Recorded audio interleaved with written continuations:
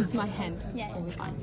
And so, like there are 8 of them here, right? And it's actually smaller than you think. So when I see hers, it's gonna be covering like almost here. And that's it. Maybe like this. All 8 is in here. It's not that big.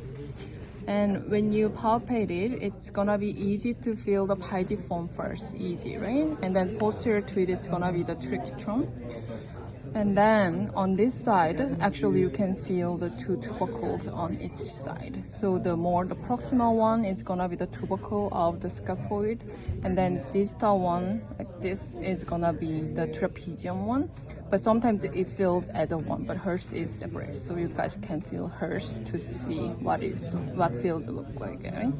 And then other bony landmarks, it's gonna be easier to find the listal tubercle first on the radius, like dorsal tubercle, and you're gonna slide your finger inferiorly and little bit to the ulna side. Then you are on the lunate. So then on the lunate, when you have your patient do flexion and extension motion, like passively like that, then you can feel that the lunate touch with the flexion, and it goes away with the extension, like this. Here, and when you move your finger a little bit distal from there, and then make sure that you are not on the base of the third metacarpal bone. When you wiggle the bone a little bit, then your finger shouldn't move. Finger shouldn't feel the movement. Then you are on the capitate. And when you do the flexion and extension with that, it doesn't move. It's the cap, like the headstone on the arch, so it doesn't move. So when you are on the lunate, you can feel that the movement, but when you are on the capitate, it doesn't move. Okay. And then scaphoid. So usually scaphoid is easy to find from the tubercle, or you can find the style of the process of the radius, and you're gonna slide your finger a little bit further here, and then you're gonna try to do the ulna and radial deviation. Then the scaphoid is touching your finger and back and forth like this way.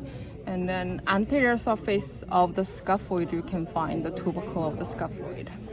And another way to find the trapezium, it's gonna be from the first metacarpal. When you follow along the first metacarpal and wiggle, wiggle, wiggle, and then you can feel the base and slide your finger a little bit proximal. And then when I wiggle it, I cannot feel much of the movement here. Then I'm on the trapezium, and the scaphoid is right by here, right? And trapezoid is the same. When you find the second metacarpal, and then move around, and then there's a base, and then a little bit proximal from there. Then once I feel like there's not much of the movement, then I'm on the trapezoid. Okay? And then capitate and hamate is gonna be easier once you locate their hook of the hamate.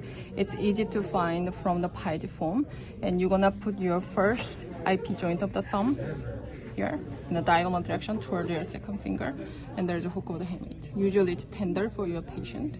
And once you locate the hook of the hamate, then you can find the lateral surface and the posterior surface, right?